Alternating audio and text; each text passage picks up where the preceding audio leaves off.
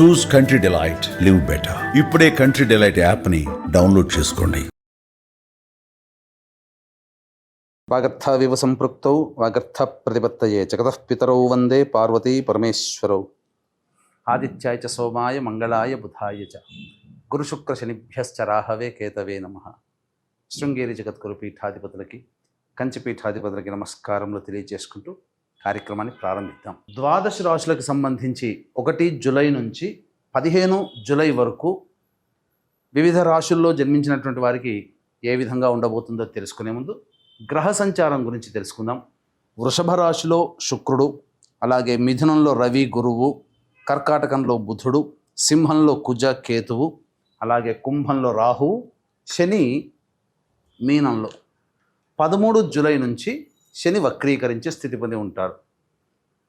అయితే ప్రధానంగా గమనించుకున్నట్లయితే చాలామంది ప్రేక్షకుల్లో ఉన్నటువంటి చాలా సందేహాలు, కొన్ని చెప్పినటువంటి విషయాల్లో కొన్ని మాకు ఫలితాలు సరిపోవట్లేవు అని అంటున్నారు. అంటే దీని అర్థము చాలామంది చూసుకునేటువంటిది సన్ జొడాయిక్ సైన్ ద్వారా చూసుకుంటున్నారు. అంటే ఈ ఉదాహరణకు చెప్తున్నాను, 23 జూలై నుంచి 22 ఆగస్టు మధ్యలో పుట్టినటువంటి వాళ్ళకి లియో సైన్ అని చెప్తారు. కాబట్టి సింహరాశి గురించి చెప్పేటప్పుడు 23 జూలై నుంచి 22 ఆగస్టు మధ్యలో పుట్టిన వాళ్ళు చూసుకుంటున్నారు. అది తప్పు. మీరు జన్మించినటువంటి జన్మ తేదీని అనుసరించి ఒక నక్షత్రము, ఆ నక్షత్రాన్ని అనుసరించి రాశి ఉంటుంది, ఆ రాశి ప్రకారమే మీరు చూసుకోవాలి. ఇది సరైనటువంటి విధానము. కొంతమంది నామ నక్షత్రం చూసుకుంటున్నారు. ఉదాహరణకి శ్రీనివాస్ అని చెప్పి అనుకున్నాం అనుకోండి, చాలామంది సి అనే అక్షరం ఈ శతభిష నక్షత్రంలో ఉంటుంది కాబట్టి కుంభరాశికి చూసుకుంటున్నారు, తులారాశికి చూసుకోవాలి. కృష్ణవేణి అన్నప్పుడు మిథున రాశి చూసుకుంటున్నారు, అది కూడా తులారాశి, అలా చూసుకోవాలి. కాబట్టి మనం అనేక విధాలుగా ఈ శాస్త్ర ప్రకారం మనకు ముందుకు వెళ్ళినట్లయితే తప్పకుండా ఆ ఫలితాలు అనేటువంటివి మనకు సరిపోతాయని చెప్పవచ్చు. ఇక ఆలస్యం చేయకుండా వివిధ రాశుల వారికి ఈ 1 జూలై నుంచి 15 జూలై వరకు ఏ విధంగా ఉండబోతుంది, ఆదాయ వ్యయాలు, ఖర్చులు, అలాగే పరిస్థితుల అనుకూలత, ఇవన్నీ కూడా క్లుప్తంగా మనం తెలియజేసుకునే ప్రయత్నం చేద్దాం. ద్వాదశ రాశులలో 2వ రాశి అయినటువంటి వృషభ రాశి వారికి జూలై 1వ తారీఖు నుంచి 15 జూలై వరకు కూడా ఏ విధంగా ఉండబోతుందో తెలుసుకునే ప్రయత్నం చేద్దాం. ఈ యొక్క వృషభ రాశిలో జన్మించినటువంటి వారికి రాశ్యాధిపతి అయినటువంటి శుక్రుడు రాశిలోని సంచారం అద్భుతమైనటువంటి యోగ కాలము. స్త్రీ మూలకంగా వచ్చేటువంటి సమస్యల్ని పరిష్కరించుకోగలుగుతారు. స్త్రీ సాంగత్యం చక్కగా ఉంటుంది. అనగా మీ యొక్క పనులకి ఇతరులు, స్త్రీలు ఖచ్చితంగా సహాయ సహకారాలు అందిస్తారు. ముఖ్యంగా నూతన వ్యక్తులు పరిచయం అయ్యే అవకాశం ఉంటుంది. విందులు వినోదాల్లో పాల్గొనే అవకాశాలు ఖచ్చితంగా ఉంటాయి. అంతేకాకుండా ధనపరమైనటువంటి సమస్యలు తీరుతాయి. గృహంలో మార్పులు, వైభోగానికి సూచించేటువంటి గృహోపకరణాలు కొనుగోలు చేసే అవకాశము శుక్రగ్రహ సంచార ప్రభావంలో కలుగుతుంది. ఇక రవి యొక్క సంచార ప్రభావము ప్రధానంగా జాగ్రత్తలు పాటించాల్సినటువంటి, చేస్తున్నటువంటి ఉద్యోగంలో కలతలు వచ్చే అవకాశం ఉంటుంది. అనగా కొంత చెయ్యని పనికి కూడా మీరే తప్పు పని చేసినట్టుగా మీ మీద నిందారోపణలు చేస్తున్నటువంటి ఉద్యోగస్తులకి కలుగుతాయి. ఇక వ్యాపార పరంగా చూసినా, వృత్తిపరంగా చూసినా, లేదా సర్వసాధారణంగా ఈ వృషభ రాశిలో జన్మించినటువంటి వారికి ప్రభుత్వానికి సంబంధించినటువంటి దండనలు అనేటువంటివి జరుగుతాయి. ప్రభుత్వ మూలకంగా ఖర్చులు పెట్టాల్సినటువంటి పరిస్థితి. ఉదాహరణకి వాహనం నడుపుతుంటుంటాం, ట్రాఫిక్ చలాన్ల రూపంలోనూ ఏదో ఒక రూపంలో ఈ వృషభ రాశిలో జన్మించినటువంటి వారు ఈ 15 రోజుల్లో ప్రభుత్వానికి సంబంధించినటువంటి జమ చేస్తారు. తమ ఆదాయాన్ని ప్రభుత్వానికి ఇస్తారని చెప్పవచ్చు. ఇక గురుగ్రహ సంచార ప్రభావం చూసుకున్నట్లయితే సంపూర్ణముగా యోగదాయకమైనటువంటి పరిస్థితి.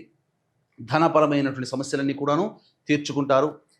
ఏ విధమైనటువంటి ఇబ్బందులు ఉన్నప్పటికీ కూడా అవి అన్నీ, ఆ ఇబ్బందుల్ని కూడాను అధిగమించుకోగలుగుతారు. పెద్దల యొక్క సహాయ సహకారాలు సంపూర్ణంగా ఉండడం అన్ని విధాలుగా యోగదాయకంగా ఉంటుంది. అనుకున్నటువంటి పనులని పూర్తి చేసుకోగలిగేటువంటి వెసులుబాటు మీకు ఈ గురుగ్రహ సంచార ప్రభావం వలన కలుగుతుంది. ఇక ప్రధానంగా ఈ బుధగ్రహ సంచార ప్రభావము వృషభ రాశి వారికి అనుకూలంగా లేదు. ముఖ్యంగా మిమ్మల్ని డబ్బు అప్పుగా అడిగే వ్యక్తులే మీకు ఎక్కువగా పరిచయం అవుతారు, లేదా మీ మిత్రులే డబ్బులు అప్పుగా అడుగుతారు. కాబట్టి ఒకసారి మీ చేయి జారిపోయిందా ఆ బుధగ్రహ సంచార ప్రభావంలో డబ్బులు నష్టపోతారు. స్పెక్యులేషన్ రంగంలో ఇన్వెస్ట్మెంట్స్ కానీ స్టాక్స్లో కానీ పెట్టడానికి ఈ 15 జూలై వరకు ఈ వృషభ రాశిలో జన్మించినటువంటి వారికి అనుకూలమైనటువంటి సమయము కాదు అనే విషయాన్ని గమనించుకోవాలి. పెట్టుబడులు ఏ రకంగానూ మంచిది కాదు. అలాగే ప్రధానంగా తీవ్రమైనటువంటి తలపోటుతో ఇబ్బంది పడేటువంటి అవకాశం కూడా గోచరమవుతుంది. కాబట్టి ఆరోగ్యపరంగా కూడా శ్రద్ధ వహించాల్సినటువంటి పరిస్థితి. ఇక కుజ కేతుగ్రహ సంచారము వృషభ రాశి వారికి ఏమాత్రము కూడా అనుకూలముగా లేదు. అర్ధాష్టమ కుజుడు అలాగే అర్ధాష్టమ కేతుగ్రహ సంచారము ఇది అనుకూలంగా లేని కారణం చేత ప్రధానంగా వాహనాన్ని నడిపేటప్పుడు జాగ్రత్తలు పాటించాలి. గృహంలో చిక్కులు సమస్యలు పెరుగుతాయి. కాబట్టి దైవానుగ్రహాన్ని పొందే ప్రయత్నం చేస్తే చాలా మంచి జరుగుతుందని చెప్పవచ్చు. ఇక రాహుగ్రహ సంచార ప్రభావము ఈ యొక్క వృషభ రాశిలో జన్మించినటువంటి వారికి ఎక్కువగా అన్ని విషయాల్లో ఏదైనా అనుకున్నది తాము సొంతం చేసుకోవాలి, అనుకున్నది నెరవేర్చుకోవాలనే తపన ఎక్కువగా ఇస్తుంది ఈ రాహుగ్రహ సంచార ప్రభావం. దీనికి తోడు మిగతా గ్రహాల యొక్క అనుగ్రహం కూడా పొందినట్లయితే మంచి జరుగుతుంది. కానీ ఇక రవి, బుధ, కుజ, కేతు మరియు రాహు ఈ గ్రహాలు కొంత అనుకూలంగా లేని కారణం చేత కొన్ని ఇబ్బందికర పరిస్థితులు తప్పవు. వృత్తిలో చేస్తున్నటువంటి వృత్తి ఉద్యోగ వ్యాపారాల్లో జాగ్రత్తలు పాటించాల్సినటువంటి పరిస్థితి రాహుగ్రహ సంచారం. శని లాభస్థానంలో యోగదాయకంగా ఉన్నప్పటికీ 13 జూలై నుంచి వక్రీకరించినటువంటి కారణం చేత కంటక శని ప్రభావం కావున 9 జూలై నుంచి మీరు జాగ్రత్తలు పాటించాలి. నవంబర్ వరకు ఆ శని ప్రభావం ఈ యొక్క వక్రీకరించినటువంటి శని ప్రభావం కొంత గోచరమవుతుంది. కాబట్టి అనుకూలంగా ఉండదు. కాబట్టి ఈ వృషభ రాశిలో జన్మించినటువంటి వారు ఒక శుక్రుడు, గురువు, శని తప్ప మిగతా అన్ని గ్రహాలు అనుకూలంగా లేవు. కాబట్టి సామాన్యమైనటువంటి ఫలితాల్ని పొందుతారు. ఈ యొక్క వృషభ రాశిలో జన్మించినటువంటి విద్యార్థులు అనుకున్నటువంటి విధంగా విద్యని అభ్యసిస్తారు. విద్యాకారకుడు బాగున్నాడు కాబట్టి చక్కగా ఉత్తీర్ణత అధికమైనటువంటి శాతంతో ఉత్తీర్ణత పొందుతారు. అన్ని విధాలుగా అనుకూలంగా ఉంటుంది. కోరుకున్నటువంటి యూనివర్సిటీలో మీకు మంచి ప్రవేశము జరిగేటువంటి అవకాశము గోచరమవుతుంది. ఇక ప్రధానంగా చూసుకున్నట్లయితే వివాహానికి సంబంధించి చేయ ప్రయత్నాలన్నీ కూడా కొలిక్కి వస్తాయి. వివాహ సంబంధాలు కుదిరే అవకాశం ఉంటుంది. అన్ని విధాలుగా మంచి జరుగుతుంది. మీ యొక్క ప్రతి పనిలో కూడాను ఇతరులు మీకు అనగా ముఖ్యంగా స్త్రీలు సహాయ సహకారాలు అందించడం ద్వారా మంచి శుభ ఫలితాలను పొందుతారని చెప్పవచ్చు. ఇక ఈ యొక్క వృషభ రాశిలో జన్మించినటువంటి మహిళలు ప్రధానంగా ఈ గర్భధారణకి సంబంధించినటువంటిది ప్రధానంగా ఆ స్థానాధిపతి అయినటువంటి బుధుడు అనుకూలంగా లేని కారణం. ఈ కారణం చేత కొంత సమయము వేచి చూడాల్సిన తప్పని పరిస్థితి. ఆల్రెడీ గర్భధారణ జరిగినటువంటి మహిళలు జాగ్రత్తలు పాటించాలి. వైద్యుల సలహాలు సూచనలు పాటించక తప్పదు. కాబట్టి ఏ విధమైనటువంటి టెన్షన్స్ పెట్టుకోకుండా ఉన్నట్లయితే మంచి శుభ ఫలితాలు కలుగుతాయి. ఏ తర్వాత చెప్పొచ్చేది ఏమిటంటే అనుకూలంగా లేని కారణం చేత కాస్త తగ్గి ఉండడమే చాలా మేలు అనేటువంటి విషయాన్ని గమనించుకోవాలి. ఈ యొక్క వృషభ రాశిలో జన్మించినటువంటి మహిళలకి ప్రధానంగా అన్ని విధాలుగా సహాయ సహకారాలు ఉన్నప్పటికీ కూడా మీ దగ్గర ఉన్నటువంటి డబ్బు చేజారిపోయే అవకాశం ఉంటుంది. ఎవరికి కూడాను మీరు అప్పుగా కానీ మాట తీరుగా కానీ డబ్బు సహాయం చేయకండి. మీ చేతి మించి వెళ్ళినటువంటి డబ్బు మళ్ళీ మీకు తిరిగి రావడానికి చాలా కష్టపడాల్సినటువంటి పరిస్థితి. ఇంట్లో ఇతరులతో వ్యవహరించేటప్పుడు జాగ్రత్తలు పాటించాలి. అలాగే కుటుంబ వ్యక్తులతో తరచూ కొంత వాగ్వివాదాలు, విభేదాలు, మీ యొక్క మాట తీరును బట్టి విభేదాలు కూడా పెరిగే అవకాశం ఉంటుంది. కాబట్టి తగ్గి ఉండే ప్రయత్నం ఈ రాశిలో జన్మించినటువంటి మహిళలు కనుక చేస్తే మంచి జరుగుతుంది. కానీ గౌరవ మర్యాదలకు ఏమాత్రం లోటు లేదు. విలువైనటువంటి బంగారు ఆభరణాలు కానీ, చీరలు కానీ, వస్తువులు ఏదైనా కానీ హుందాగా కనిపించే విధంగా ఉండడానికి సంబంధించిన వస్తువుల్ని కొనుగోలు చేసుకొని మీ హుందాతనాన్ని మీరు నిలబెట్టుకుంటారని చెప్పవచ్చు. ఇక వీక్షించేటువంటి ప్రేక్షకులకి కూడా గమనిక, ఈ ఆషాఢ మాసం వారాహి నవరాత్రులు ప్రారంభమై అద్భుతమైనటువంటి సమయం. ప్రధానంగా శనివారం దశమి తిథి స్వాతి నక్షత్రంతో కూడుకున్నటువంటి అద్భుతమైనటువంటి రోజు. ఆ రోజున ప్రధానంగా జాతకరీత్యా విద్య, వివాహ, ఉద్యోగ, దాంపత్య, అనారోగ్య సమస్యలతో బాధపడుతున్నటువంటి వాళ్ళకి శత్రువుల మీద విజయం, కోర్టు కేసుల్లో విజయం సంపాదించుకోవడం కోసం వారాహి అమ్మవారి అనుగ్రహాన్ని అందరికీ అందించాలనేటువంటి సదుద్దేశముతో మరియు ఈ 9 వారాహి దేవతలు 9 రోజులు చేస్తారు కదా, 9 వారాహి దేవతల యొక్క హోమాది కార్యక్రమాలు మరియు మేష, మిథున, కర్కాటక, సింహ, కన్య, వృశ్చిక, ధనుస్సు, కుంభ, మీన రాశుల్లో జన్మించినటువంటి వారికి శనిదోష పరిహారార్థమై శనీశ్వర హోమములు అనేటువంటివి సశాస్త్రీయముగా జరిపించి శక్తిపాతము చేయబడినటువంటి శంకరుంగలి మాలని మీకు అందివ్వడం జరుగుతుంది. అవకాశం ఉన్న వాళ్ళు కార్యక్రమ తదనంతరం కాంటాక్ట్ చేసి పూర్తి వివరాలు తెలుసుకోవచ్చు. ఇక 1వ తారీఖు నుంచి 15వ తారీఖు వరకు రోజువారీ కార్యక్రమాలలో ఆదాయము, వ్యయము మరియు మానసికమైనటువంటి పరిస్థితి ఏ విధంగా ఉండబోతుందో తెలుసుకునే ప్రయత్నం చేద్దాం. ఇక ప్రధానంగా 1వ తారీఖు రోజున వాహనాన్ని నడిపేటప్పుడు జాగ్రత్తలు పాటించాలి. తల్లిగారి ఆరోగ్యం పట్ల శ్రద్ధ వహించాల్సినటువంటి పరిస్థితి.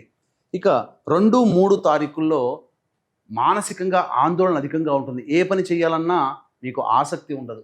అన్నిటికంటే ముఖ్యంగా ఇతరులు మిమ్మల్ని కలుసుకునే ప్రయత్నం, ధనపరంగా నష్టం జరగడం ఇవన్నీ జరుగుతాయి. కాబట్టి ఈ 2, 3 తారీఖుల్లో మీకు పరిచయమైన వ్యక్తుల ద్వారా ధనము అనేటువంటిది మీకు నష్టపోతారు.